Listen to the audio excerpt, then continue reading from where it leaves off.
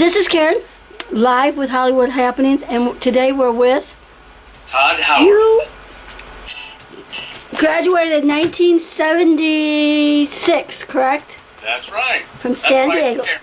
Huh? That's right, Karen. I want to say hi, Karen. Forgot to say that. So, what brought you to Hollywood originally? I mean, I know you was in the band. Well, I had after many years of playing in cover bands in Los Angeles, San Diego, one of my original and cover band in 1978 decided they wanted to move to LA, or I wanted to move to LA, and I was trying desperately to get the whole band to move there.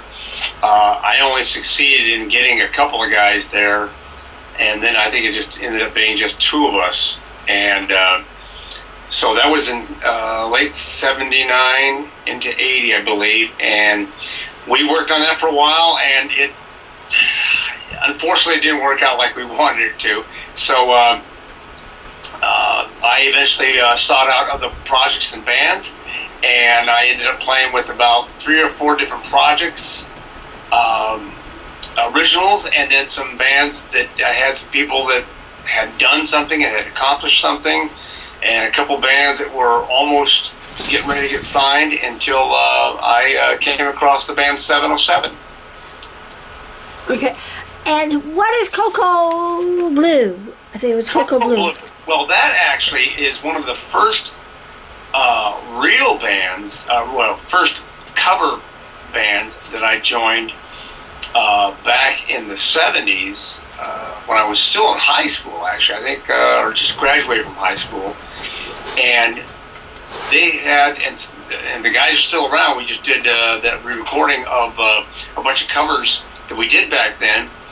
And all these musicians were just amazing players, and they still are today. I mean, I've done some work with all of them separately, and they're still fantastic. They're all my age. They're in their 50s, mid-50s, and we decided to get together and put together some really good songs and record them.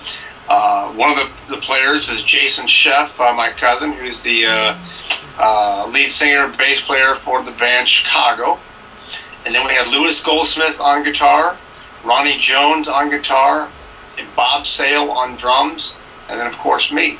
And all of us sang lead songs on this particular project, except for Louis. We couldn't get Louis to sing.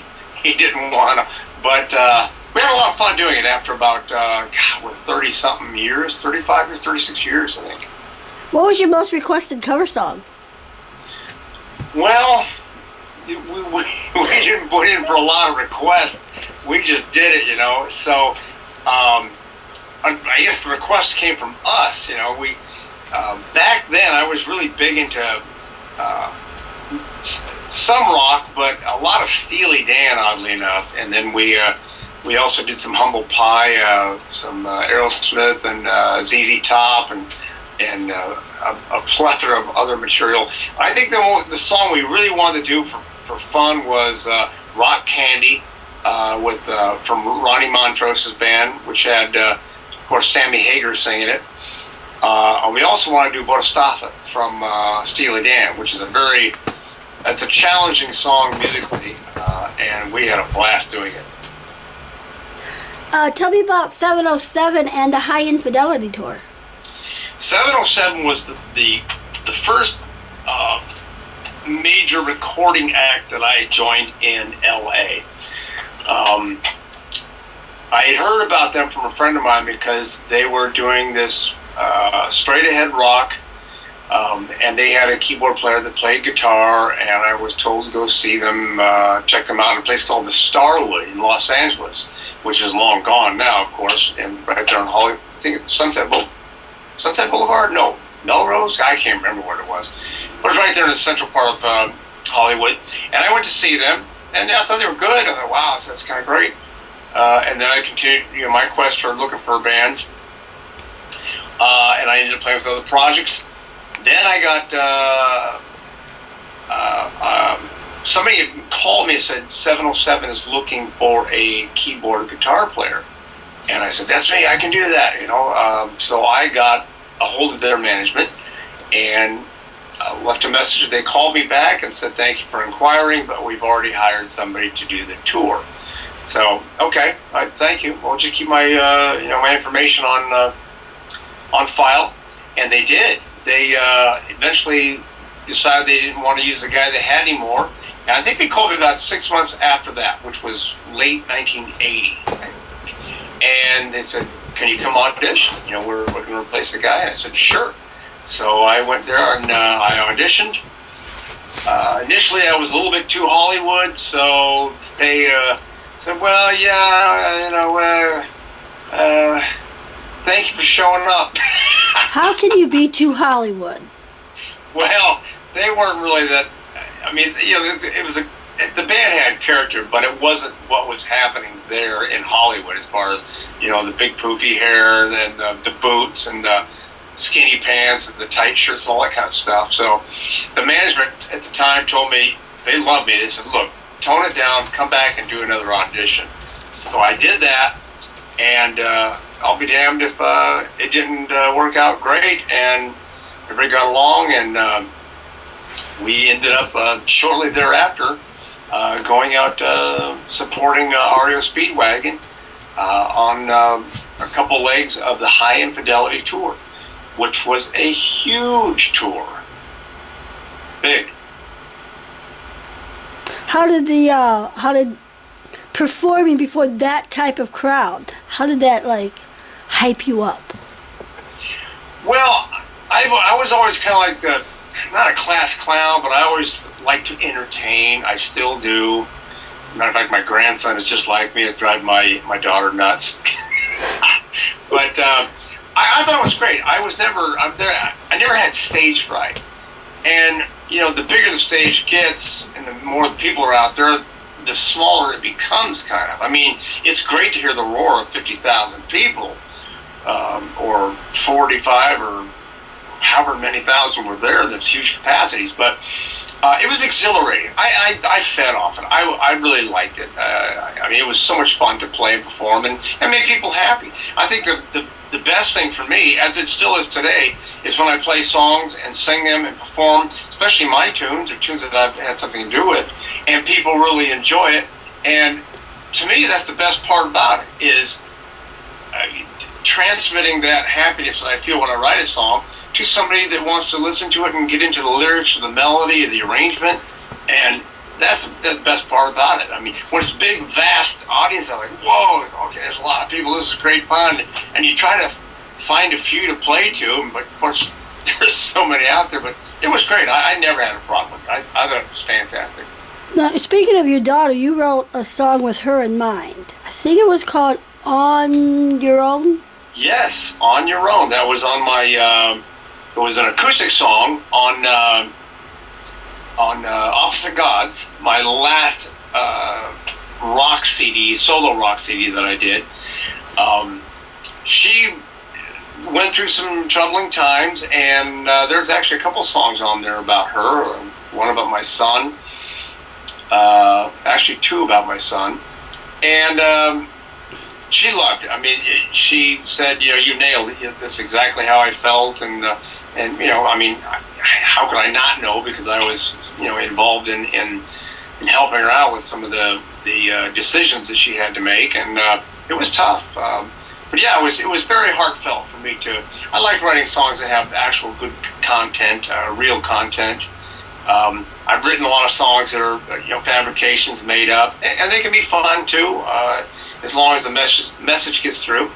But those kind of songs mean a lot to me. Can you play a little bit of that song? You know, I don't remember it. No, you didn't. I've got, I have been going over all kinds of old songs for this new project that we've got going, and writing new songs, and, you know, I'm embarrassed, but I can't remember the, on your own.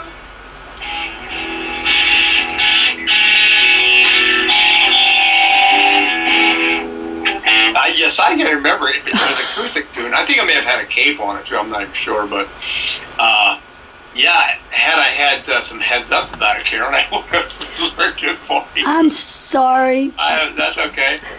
but that'd be a little. It's a fun tune. It really is.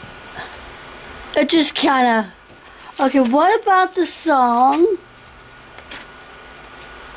Cover. Where'd I write it? Sorry, it's over here somewhere. Ace Frehley. That you did. You did the song with Ace Frehley. It's fairly right. I did. Right, and 707, I believe. It was the same. Oh, yeah. Well, it was Megaforce. Megaforce, that's it, yes. Calling to You. That's the one. That's the one. Yeah. Yes. Matter of fact, it's that one I do remember. Okay. Okay, there we go. We'll do a little of that one.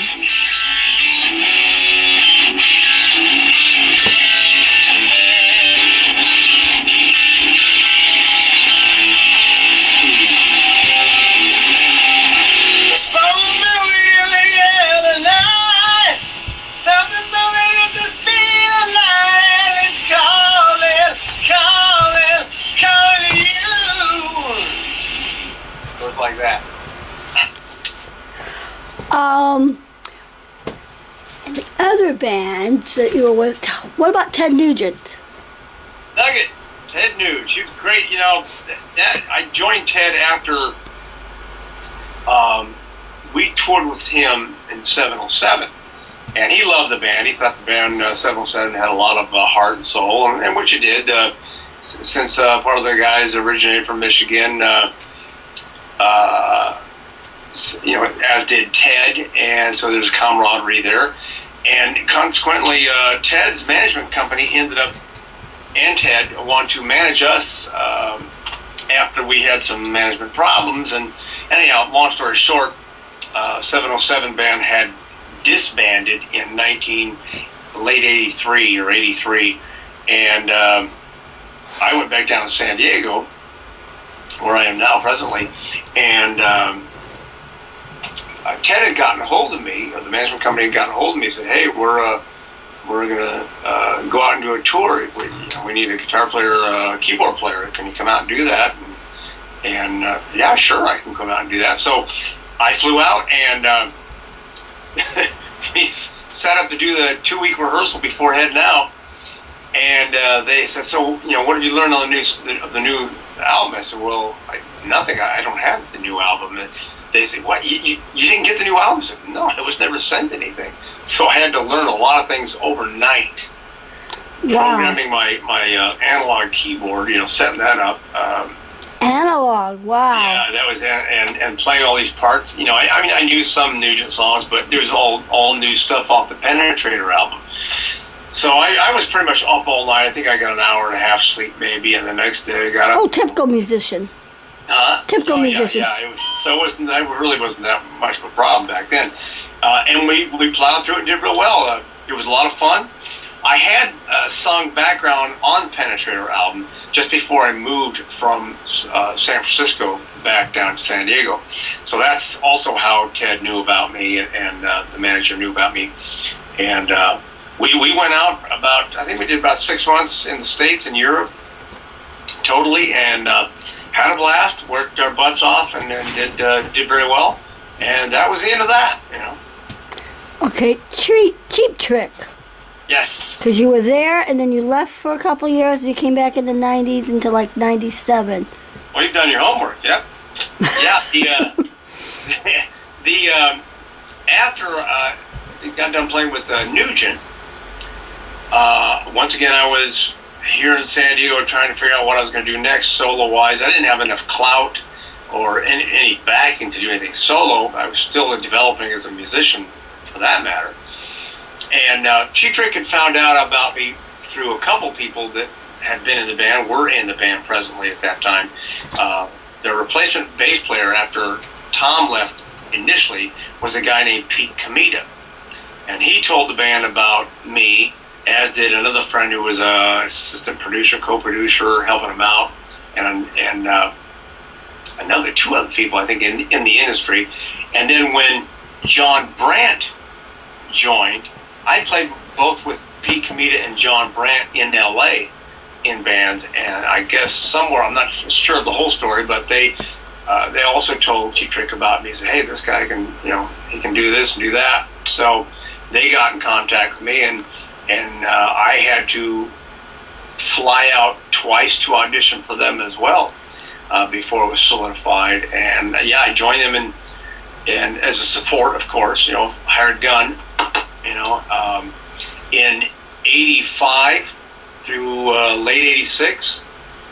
And then that's when my life, moved on. But a lot of touring and playing, and then after Fraley's Comet, as the initial band disbanded again, I ended up rejoining Cheap Trick from 1990 to 96, and then sporadically from 2000 I did the Silver DVD anniversary show for Cheap Trick.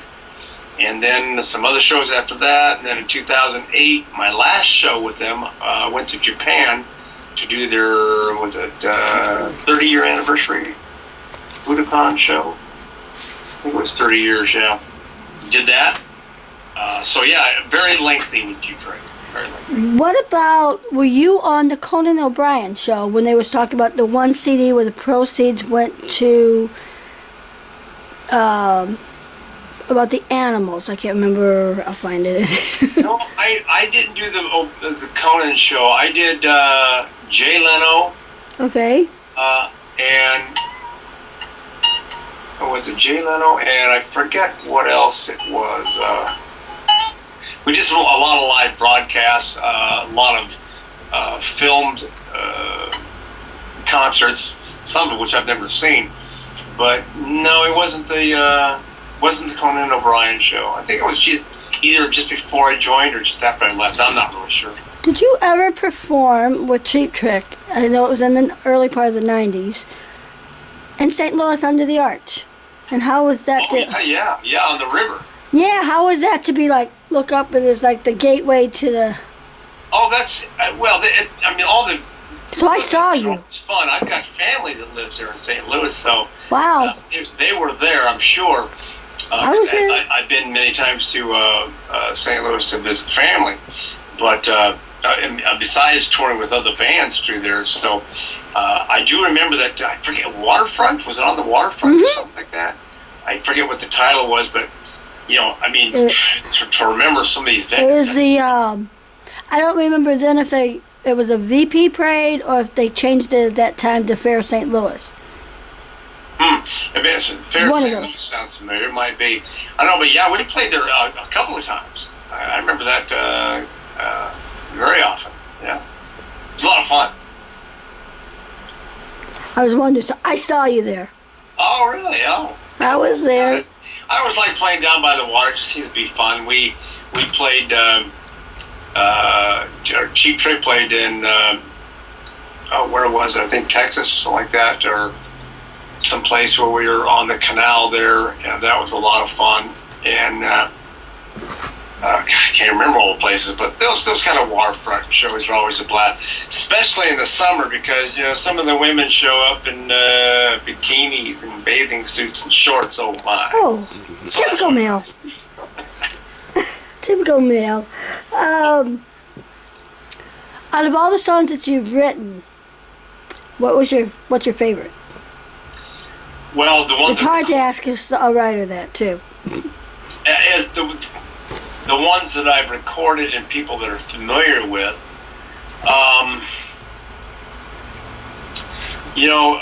when I wrote "It's Over Now," I wrote that for Cheap Trick to do.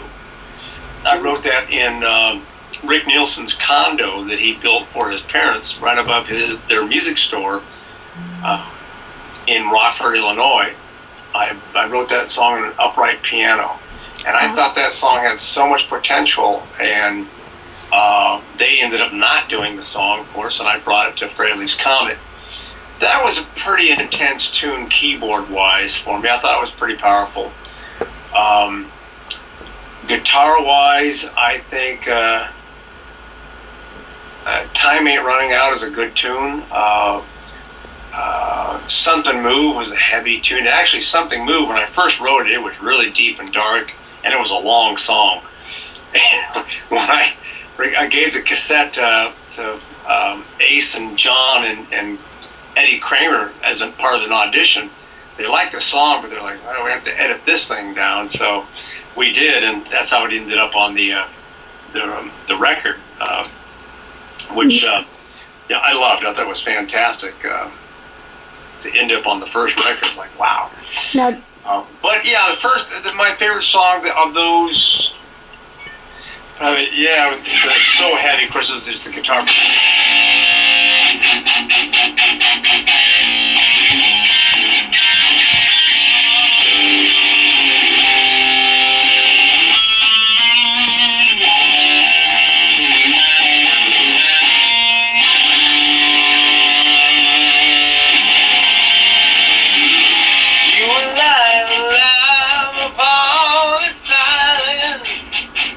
Without the keyboard, it kind of sounds like you're missing some parts. Oh well, I've only got two hands. You only got two hands. How many instruments do you play? Because I know you play the keyboards, the drums, and the guitar. Is there any other instruments that you? Well, yeah, I mean to say I play a lot of bass because I love bass guitars. They're fun to play. I got 12-string bass. I got baritone guitars. So. I play three primarily. I guess piano, drums, and guitar, which includes bass. I learned piano first. I've been playing since I was 7 years old. Of course, you always want to play guitar, especially when you're a ham bone. I mean, I didn't mind playing piano, but you can't really be out front with the piano. I mean, some have tried, and they do pretty well at it, I suppose. But I always want to play guitar, so I learned how to play guitar and picked up things on the way. And I've never been a virtuoso. I never really planned on it. I'm a songwriter first, but I can play some pretty solid rhythm and some melodic leads. And I love playing drums too because you get to beat the hell out of something. When I brush up, I'm a so-so drummer. I got to pretty good feel here and there, but when you get great players like Anton Fig, no, I'm not a drummer. Or our new guy, the guy that's new in this new project, 4x Fate, Stet Howland, he's a slammer. And Bob Sale in Cocoa Blue, who's still here locally doing a lot of stuff. He's a phenomenal drummer. He's very versatile. But I think I learned to play drums for the fun of it, and also because I want to eventually do a true solo record, solo CD, where I play everything. Not for the ego thing, but just for I wonder if I can do this. Let's see if I can do this. Look what I accomplished. Just kind of a self-satisfaction thing. So that's how Cobalt Parlor and Opposite Gods came to be a complete full solo CDs. So yeah, just 4 instruments, I guess, is what I play. So, talk a little bit more about your solo career? It kind of went in the middle of each of the bands, and you keep working on that. Yeah. And then your Opposite Gods is your current. Right. It was very tough because I had no backing. And I'll tell you why it was real tough. After 707, of course, I didn't really have any weight. Nobody knew who I was. I wasn't really a front man, wild man type guy. I didn't have a lot of experience in the big arena. And even though there wasn't quite the social media there is now, the networking was very hard. There weren't any mobile phones, so the only way anybody could contact me was through, one root phone number I had always given out, which was my parents' phone number. Thank God for that. The number's still the same today. So I went on to play with Nugent, and even after with Ted, I didn't have enough weight to do anything solo. But after Cheap Trick, I really wanted to try to do something that would be of a solo nature, but that led me to play with Greatest Comet because they wanted me to write songs and sing, and I got to do everything there. So I thought it was an incredible opportunity, and to play with great players, of course, and it was the closest thing that I could get and have and be happy with as a band project. After that, I really wanted to go solo, But again, the most detrimental thing there for me was the fact that grunge came was coming in, and by the time late 80s and early 90s, it was hitting hard. And I actually liked a lot of that stuff because it was heavy sounding, fresh and raw, had some cool melodies and that kind of thing. But I really couldn't jump onto that bandwagon because that would take any credibility that what little I had, and I couldn't do that. So I had to keep pushing through with my 90s style heavy rock, and I got signed to Gene Simmons' label because I was in contact with Gene, and it was very short-lived because the same thing happened. Grunge was coming on too powerfully, and that took me right out. So all the solo CDs that I did, with the exception of Cobalt Parlor, I got small distribution for that.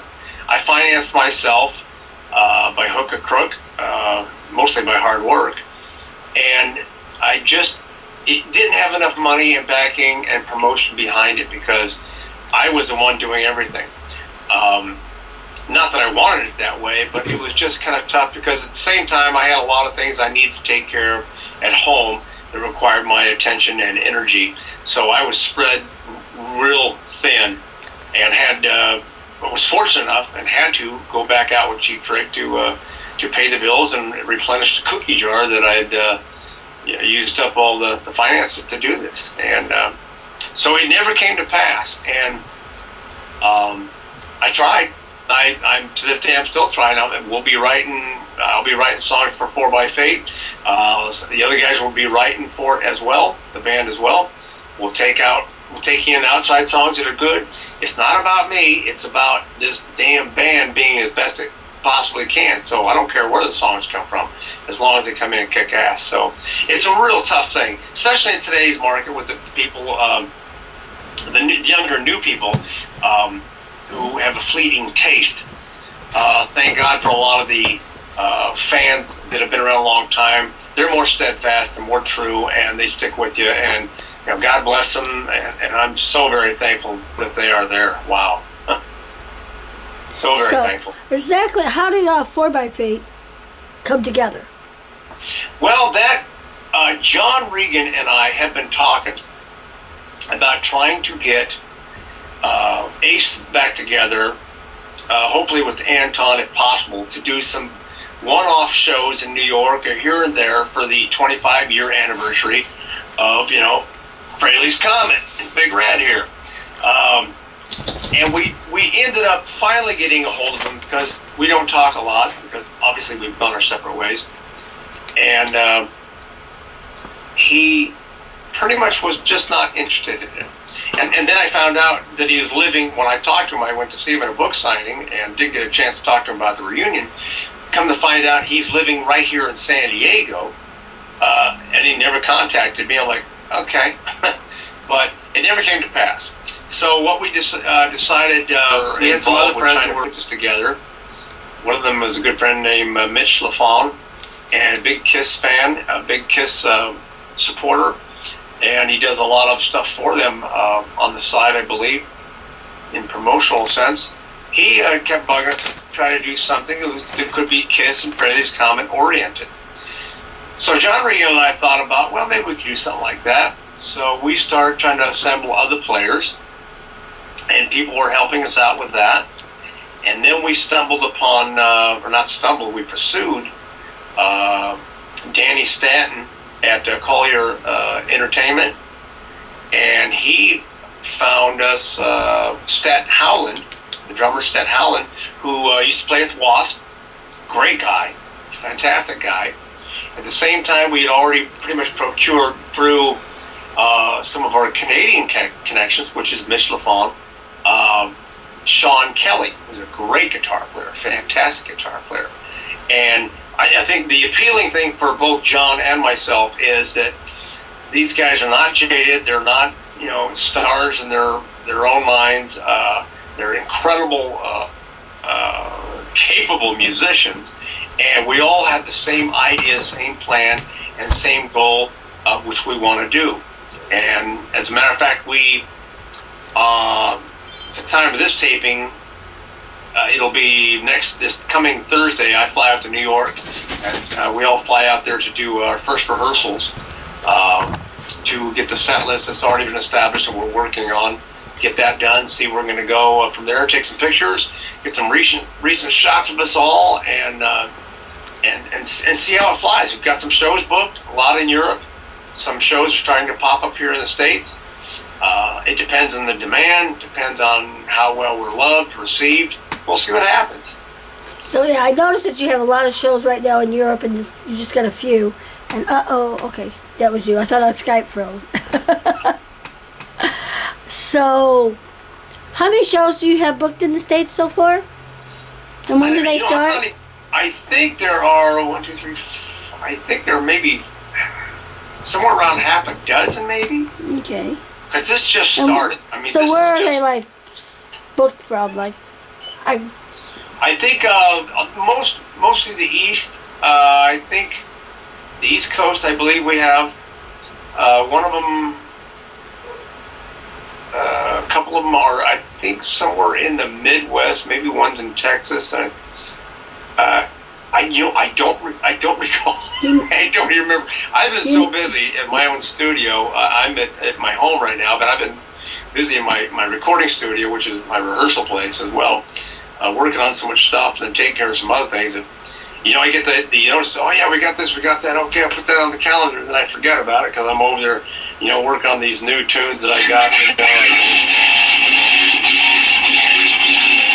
And then I just completely forget where the hell they are. And plus, some of them we're not posting because it's kind of we need to reveal them in a proper manner.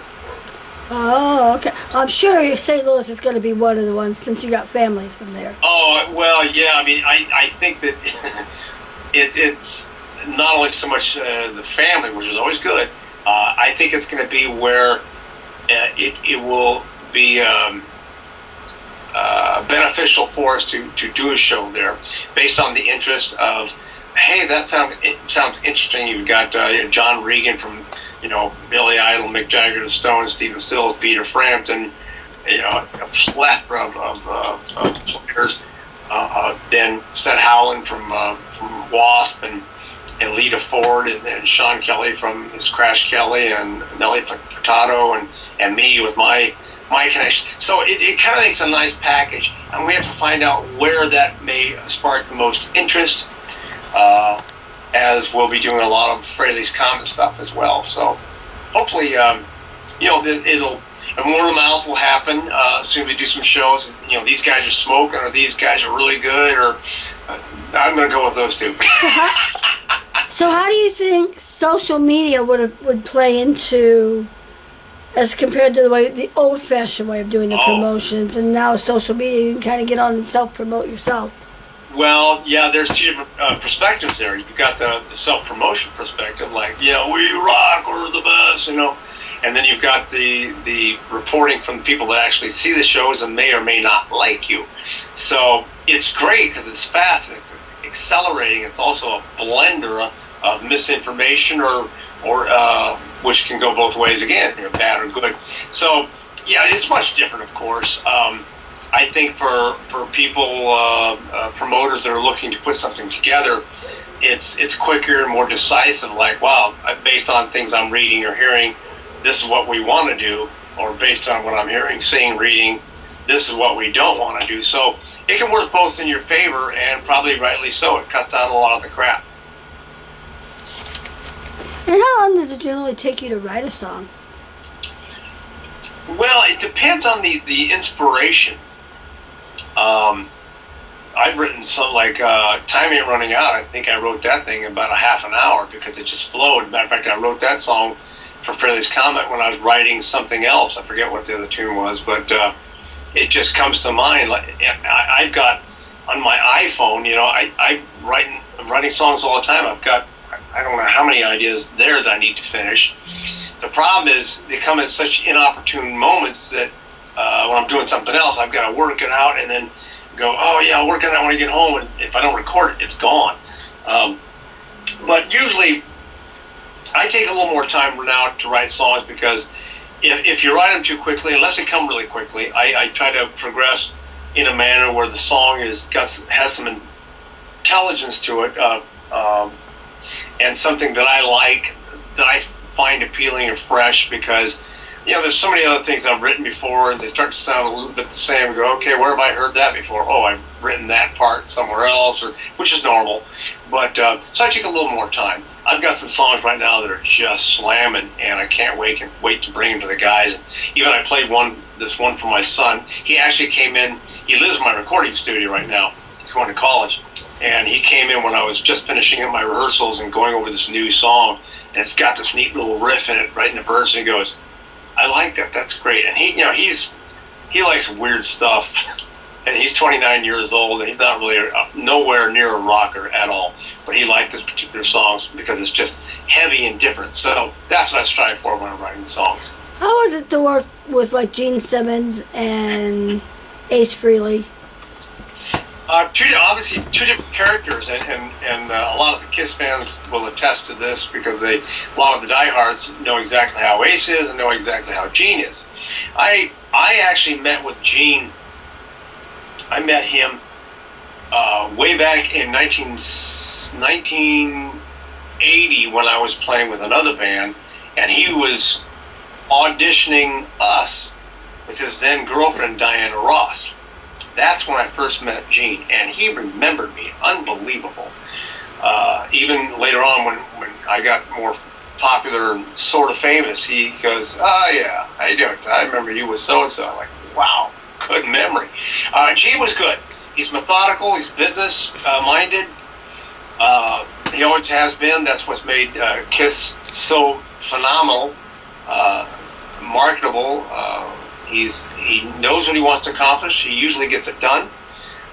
He's brilliant at mastering the images and parlaying them into a huge demographic. He's pretty much all business. I mean, he's got musical talent. He's got great vocals. He's got good, nice bass style that is very predominant for Kiss. I mean, it pops and comes through, and it's obviously that's what makes a quarter of Kiss. Ace is the same way with his style, as everybody knows. Ace is not so business-minded as anywhere near business-minded as Gene is, because Ace is more of the creative, spontaneous player. I mean, his character is all. I mean, when Ace plays, it delivers from his heart right to his fretboard, and his, what he wants to put out there, and that's where it comes through. So he's the artistic half of the comparison between Gene and Ace. I mean, Ace paid attention to some of the money part of it, but he let others take care of that rather than worrying about it too much. And that's not to say anything bad about Ace's business prowess for Frehley's Comet. I think we could have managed things a lot better, but yeah, just two different people that accomplished an incredible goal. What was your when you were a cover band? Obviously, you played a lot the Strip, I'm sure. Oh yeah, well, all my cover bands played in San Diego. Okay. When I moved to LA, I didn't want to do any cover bands. I just wanted to work a day job and do an original bands.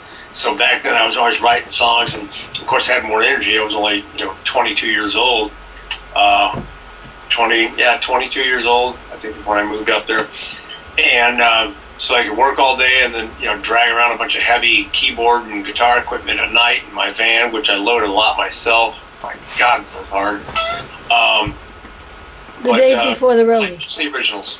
Before the roadies, when you had to do it yourself. The days before the roadies.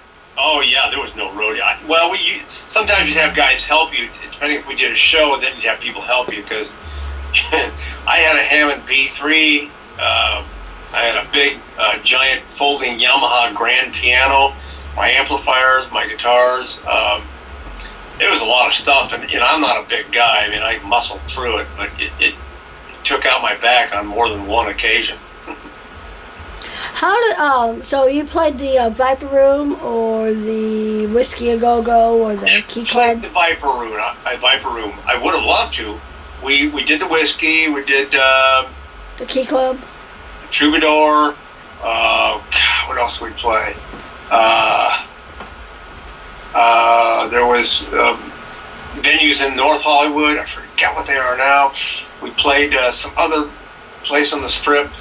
I'm trying to think if I ever played the Starwood. I don't think I ever got the opportunity to play the Starwood. I don't remember. That would have been with 707 because that was the first years, but that was a lot of fun. I mean, I was living the dream as far as I was concerned. I was playing original material, or at least somebody else's original material that I got to be a part of. And there was a lot of great players. I mean, Vinny Appice, which is Carmine's little brother, phenomenal drummer. Played with Pete Comita and John Brandt and Frankie Bonelli. You know, you just have to write down all the people that I ended up playing with in these bands until, you know, I eventually joined up with 707. Now, is your, going back to Cocoa Blue for a minute, your Cocoa Blue, you said, is that on iTunes now, or is it coming soon to iTunes? It is. You know, I've got to update a status, I guess, somewhere along the line, but everything is on iTunes now. My whole solo catalog is on iTunes. I did that when I uploaded all of Cocoa Blue stuff, because I handle that stuff for them as they're all kind of busy doing their separate lives and projects. And yeah, everything's there. I think there's about 12 songs on the download, and a lot of them, I mean, there's just some great stuff on there. I mean, some great playing, singing, some arrangements we did. We had a good time. We had a laugh, just a blast doing it. Back then in that band, I was called the Asshole because I was a tyrant. I wanted everything. I ran it, you know, like I was the Gene Simmons, I guess, of the band, because I wanted everything to run a certain way, you know, and run smoothly. And we got to get this done. Everybody show up for rehearsal, no messing around, that kind of thing. And not that I'm saying Gene Simmons is an asshole, but you know, he got things done. So when we got back 35 years later to record, we all laugh. We've been laughing about it over the years, but we laugh about it because, you know, I was a complete aloof and like, hey, let's just do whatever we want to. You know, we were paid for the studio time. We'd all done our homework and did the songs, and we had so much fun in the studio, laughing and goofing off. And I was not, you know, Jason showed up late to do his bass, and he was afraid I was going to yell at him like the old days. And he called me up and says, I'm going to be late. You're not going to yell at me when I get there, are you? I said, no, cousin. Things have changed a little bit, but yeah, it was a good laugh. We had so much fun. So yes, they are on iTunes. They are on iTunes. And what was that? I forgot my question. Oh, a couple of fun questions. If you were a color, what would you be and why? If I was a color? Mm-hmm. I'd probably be red. I mean, not that it's coincidence I pulled out my old Steinbreaker here, but it was the only one out of the case at the moment. Red because it breaks through. You can shine it and polish it, and you can see the results of your hard work on the shine and the polish, but you can also see the depth inside the red. It can be flashy, it can be angry, it can even be sullen in the right light. So yeah, I would definitely be red. What about an instrument?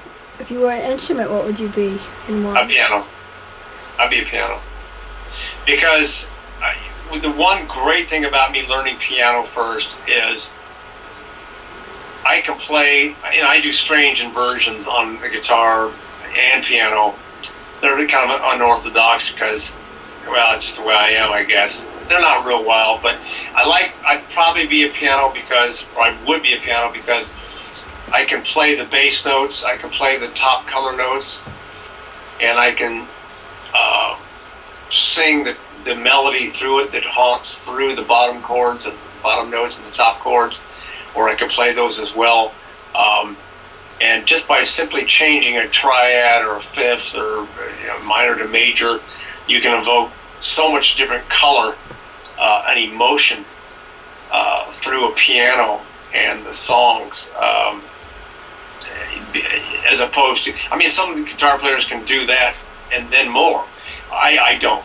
So for me, it would have to be a piano because there's just so many notes and combinations of configuring a song. That's why I like It's Over Now, because it has these neat little opposing melodies that are kind of in an orchestra manner, and I really like that. I love movie scores. I listen to movie scores, and everything that's going on. It's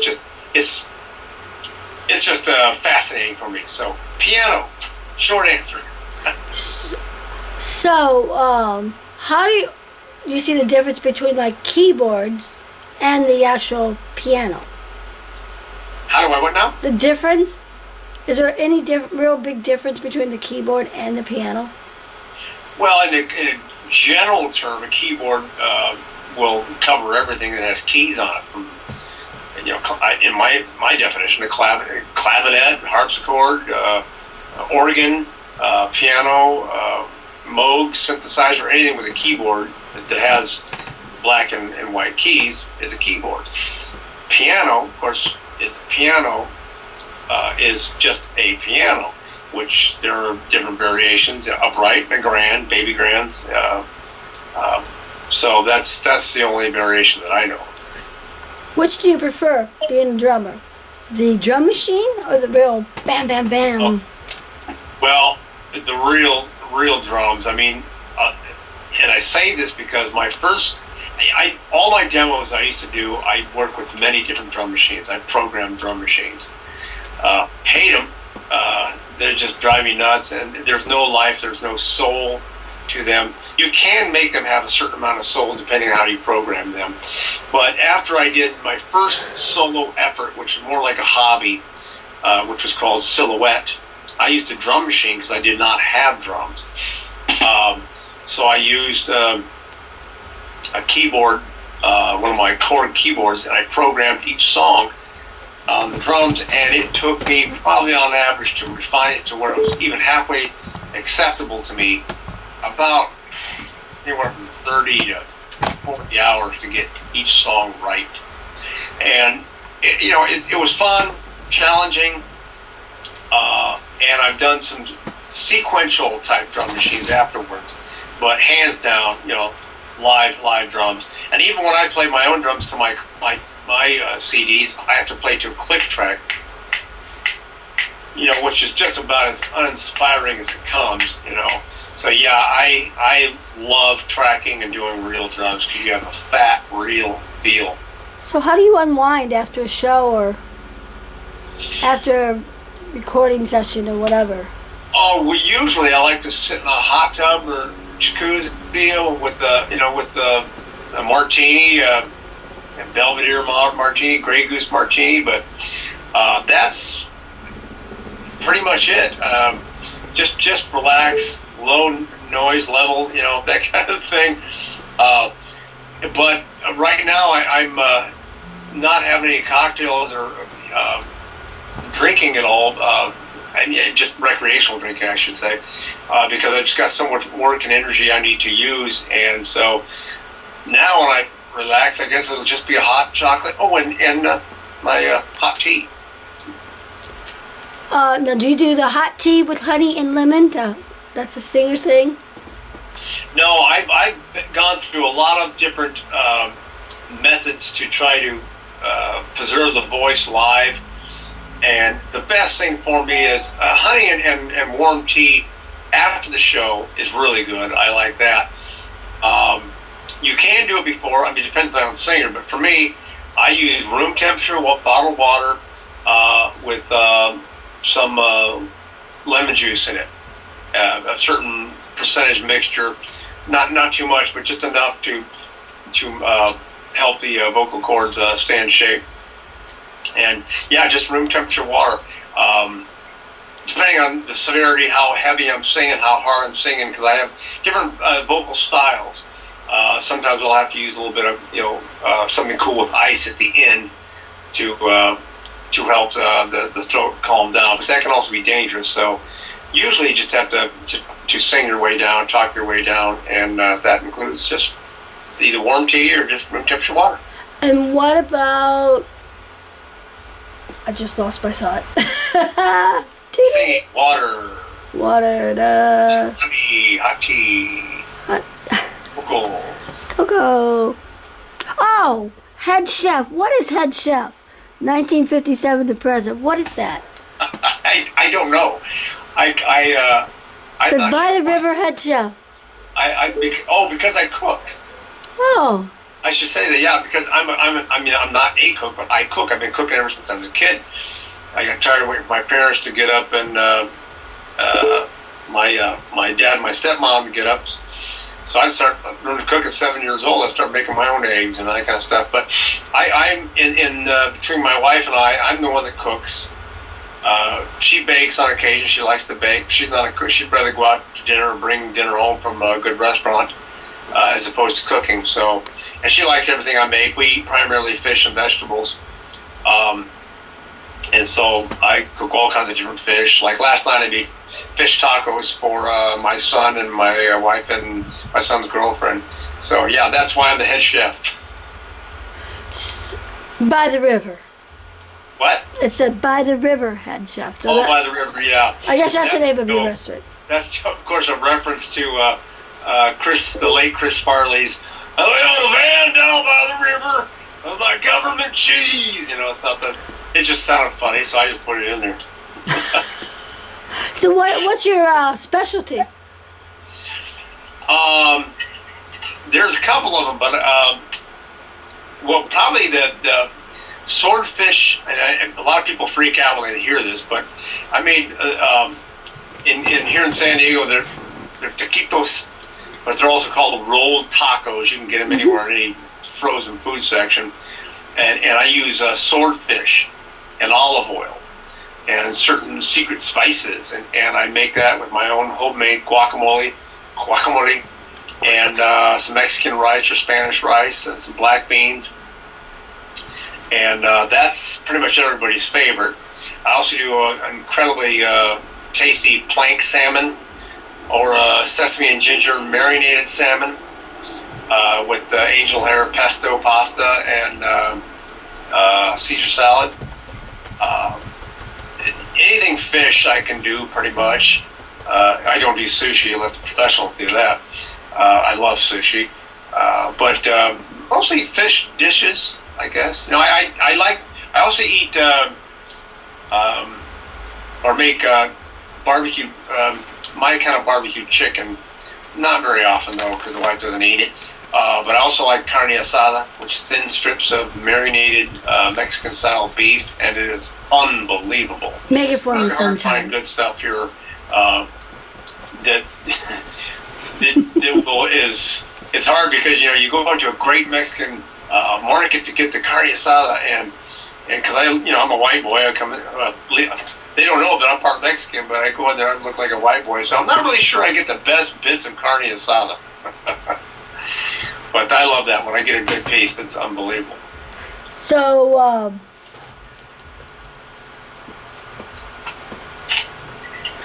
play me a song, just off the top of your head. The first one that comes to your head. Oh, let's see. Well, let's see.